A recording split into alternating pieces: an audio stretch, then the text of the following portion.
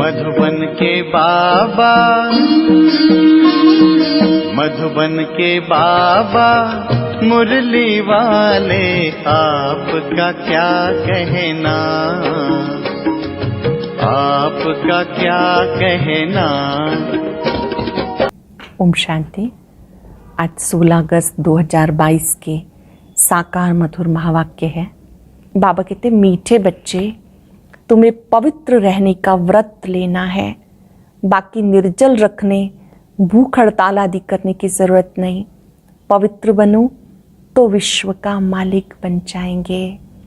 पवित्र बनो तो विश्व का मालिक बन जाएंगे। क्वेश्चन है, इस समय दुनिया में सबसे अच्छे कौन और कैसे? सबसे अच्छे कौन और कैसे? इस दुनिया में सबसे अच्छे गरीब हैं, क्योंकि गरीबों को बाबा आकर मिलते हैं। साहूकार तो इस ज्ञान को सुनेंगे ही नहीं। बाबा है गरीब निवाज, गरीबों को ही साहूकार बनाते हैं। गीता है, आज के इंसान को ये क्या हो गया। ओम शांति।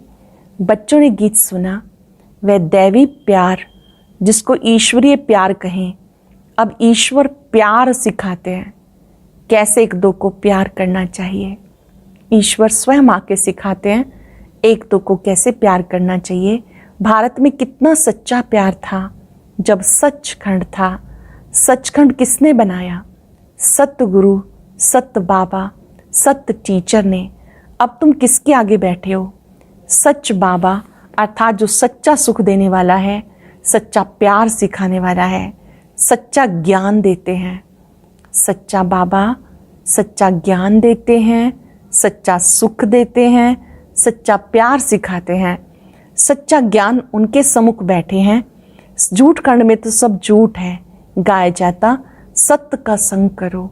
सत्य तो एक ही है, असत्य अनेक हैं। जो बाप भारत को स्वर्ग बनाते, बेहद का वर्षा देते, तुम उस बेहद बाप के सम्मुख बैठे हो, जो फिर से हमें बेहद की बादशाही देने आए हैं। सत्य बाबा एक ही है, जिसके संग से तुम विश्व के मालिक बन जाते हो। सत्य बाबा के संग से तुम विश्व के मालिक बन जाते हो। भक्ति में पहले पहले एक ही शिव बाबा की सच्ची सच्ची भक्ति होती, उसको ही सच्ची अव्यभिचारी भक्ति कहा जाता। बाबा बैठ तुम बच्चों को सारे चक्र का ज्ञान सुनाते हैं। पहले पहले एक शिव बाबा की भक्ति थी, जिसको अव्यभिचारी भक्ति कहते थे। फिर अब ज्ञान भी तुम्हें सच्चा सुनाते, झूठी भक्ति से छुड़ाते। सच्चे बाबा द्वारा तुम ज्ञान सुन रहे हो, जानते हो सत्य का संग हमें स्वर्ग में ले जाएगा। सच्चे ज्ञान से ही बेड़ा पार होता है, और जो झूठा ज्ञान सुनाते हैं उससे बेड़ा गर्क होता है, उसको अज्ञान कहा जाता। सच्चा ज्ञान सिर्फ बाप सुनाते हैं। तुम बच्चे सारे चक्र की हिस्ट्री ज्योग्राफी को समझ गए हो, तो ये सच्चा सच्चा बाबा, सच्चा सच्चा टीचर है। सत्युग में भी सच्चा बाप कहेंगे, क्योंकि वहाँ झूठ होता नहीं। ईश्वर को सर्वव्यापी नहीं कहते। झूठ तो तब शुरू होता जब झूठ बनाने वाले 5 विकार आते हैं। झूठ कब शुरू होता? जब ये 5 विकार आते। अब तुम बच्चों की बुद्धि में है, हम बेहद के निराकार बाप के सम्मुख बैठे हुए हैं। ये बाबा भी कहते, हम उस बाबा के सम्मुख बैठे हैं, मैं उनको याद करता हूँ। बहुत ध्यान से सुनेंगे बाबा की बहुत मीठी सी रूहान कि ब्रह्मा बाबा कहते, मैं भी शिव बाबा को याद करता हूँ, घड़ी घड़ी याद करता हूँ, बाबा का बच्चा हूँ। तुम्हें इस साकार को छोड़ फिर उन्हें याद करना है। हमारे लिए तो एक ही बाबा है, तुम्हारे लिए थोड़ी अटक पड़ती है। मुझे क्यों अटक पड़ेगी? तुम्हारी नज़र इस पे जाती है, मेरी नज़र किस पे जाएगी? मेरा तो डायरेक्ट शिव बाबा से कनेक्शन हो गया। तुम्हें शिव बाबा को याद करना पड़ता, इस साकार को क्रॉस करना पड़ता कि ये याद ना पड़े। मेरे लिए तो बस एक शिव बाबा है, ब्रह्मा बाबा के लिए तो बस एक शिव बाबा है। हम सबके लिए सामने ब्रह्मा बाबा, फिर ब्रह्मा बाबा भी सिखाते कि शिव बाबा को याद करो। हमारे सामने सिर्फ एक ही है, मैं उनका बच्चा हूँ, फिर भी निरंतर याद नहीं कर सकता हूँ, क्योंकि बाबा कहते तुम कर्म योगी हो, तुम्हारी बुद्धि में सारा चक्र फिरता रहता। सतयुग त्रेता में इतने जन्म पास किए, फिर इतने जन्म लेते लेते 84 जन्मों का चक्र पूरा किया। हिसाब है ना। अब कलयुग का अंत आ गया, फिर आगे नया चक्र फिरेगा। हिस्ट्री ज्योग्राफी फिर से रिपीट होती है। सतयुग में कौन थे, कहाँ पर राज्य करते थे, ये अब तुम जानते हो। सारे विश्व पर देवताएं ही राज्य करते थे। अभी तो कहेंगे तुम हमारी हद में नहीं आओ, हमारा पानी ना लो। बाबा तो बेहद का मालिक है। बाबा कहते मुझे याद करो। ये बाबा नहीं कहते, इन द्वारा निराकार बाबा तुम आत्माओं को कहते हैं मुझे याद करो, तो तुम कभी रोगी बीमार नहीं होंगे। अंडरलाइन करेंगे, निराकार शिव बाबा कहते हैं मुझे याद करो तो तुम कभी बीमार रोगी नहीं बनेंगे।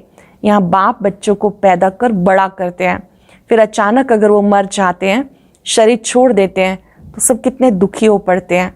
फिर तो शरीर निर्वात खुद ही सर्विस करनी पड़े। यह दुख धाम।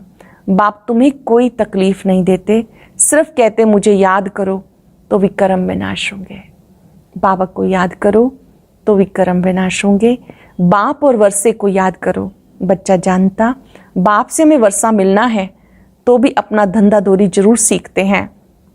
वर्षे के लिए बैठ तो नहीं जाएंगे, बाकी सिर्फ जो राजाई में जन्म लेते वह वर्षे के लिए बैठते हैं। बहुत दान पुण्य करने से राजाई घर में जन्म मिलता है, राजाई ही संभालनी पड़े। वह राजाई तो पतित हैं, अब तुम्हें पावन राजाओं के पास जन्म लेना है।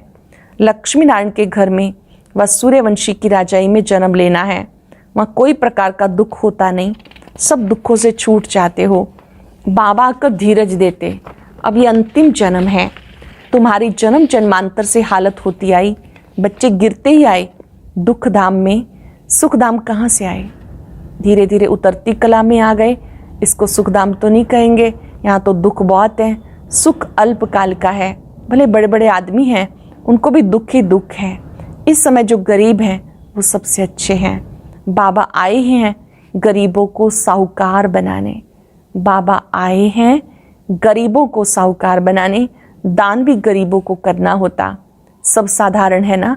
बाकी जो लखपति हैं जिनके पास करोड़ों रुपया है, कितना भी उन्हें समझाओ फिर भी अपने धन की कितनी मगरूरी रहती है। बाबा कहते हैं ऐसे को क्या धन देना, मैं तो हूँ ही गरीब निवाज। ऐसी कन्याएं माताएं ही ज्ञान लेती हैं।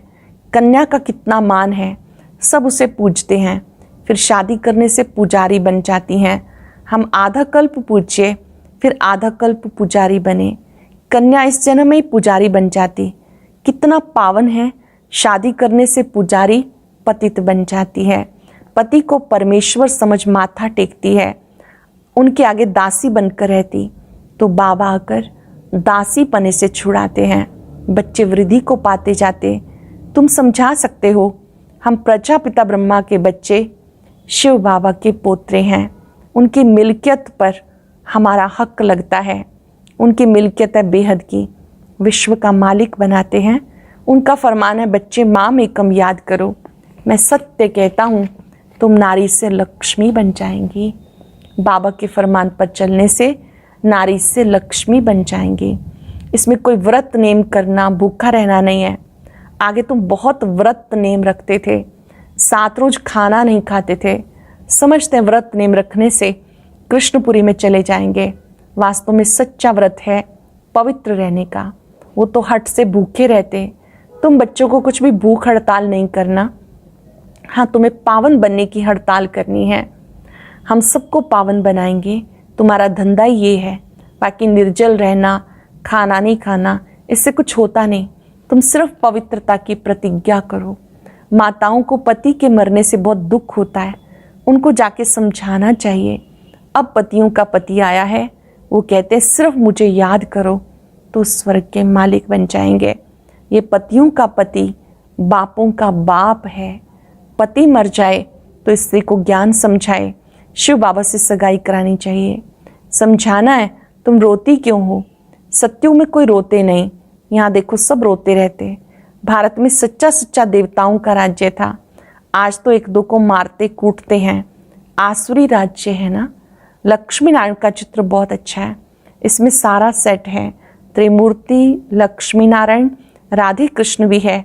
ये चित्र अगर कोई रोज देखता रहे तो याद रहे कि शिव बाबा हमें ब्रह्मा द्वारा ऐसा बना रहे हैं। ध्यान से समझेंगे, चित्र बहुत मदद करते हैं। आप श्री लक्ष्मी नारायण का चित्र देखेंगे, श्री राधे कृष्ण का देखेंगे तो याद रहे बुद्धि में बाबा हमें ऐसा बना रहे हैं।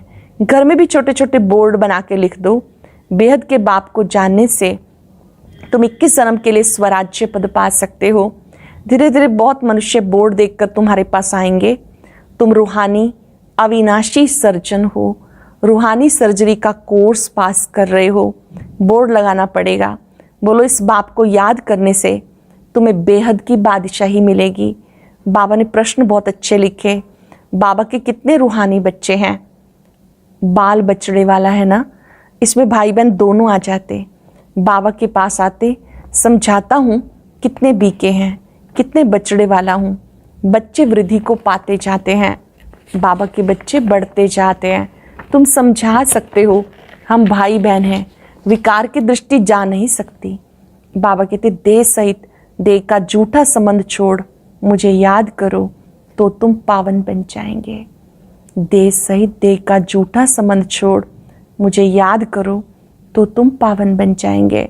तुम अंजाम भी करते हो, मेरा तो एक शिव बाबा, दूसरा ना कोई।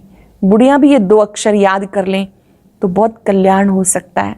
हमने 84 जन्म लिए, अभी हम ब्राह्मण बने, फिर क्षत्रिय, देवता, क्षत्रिय, वैश्य, शूद्र बनेंगे। ब्राह्मण जरूर बनना है, बनेंगे भी जरूर कल्प में पहले माफिक। ब्राह्मण भी वही बनेंगे जो कल्प पहले बने थे, ढेर के ढेर बनेंगे। अभी बच्चे, ब्राह्मण बच्चे जो विलायत आदि की तरफ हैं वो भी निकल आएंगे। याद तो करते रहते हैं। बाबा कहते अपने कुटुंब परिवार में रहते अपने को आत्मा समझो, शिव बाबा का पोत्रा अपने को समझो। हम ब्राह्मण सो देवता बनेंगे। कलयुग में मनुष्य हैं, सतयुग में बनेंगे देवताएं। कलयुग में सब आसुरी मनुष्य हैं। अब तुम दैवी संप्रदाय के बन रहे हो। ये बाप ही बताते, दूसरा कोई बता ना सके। इन वर्णों को कोई जानते नहीं। तुम ब्राह्मण ही नॉलेज समझा सकते हो।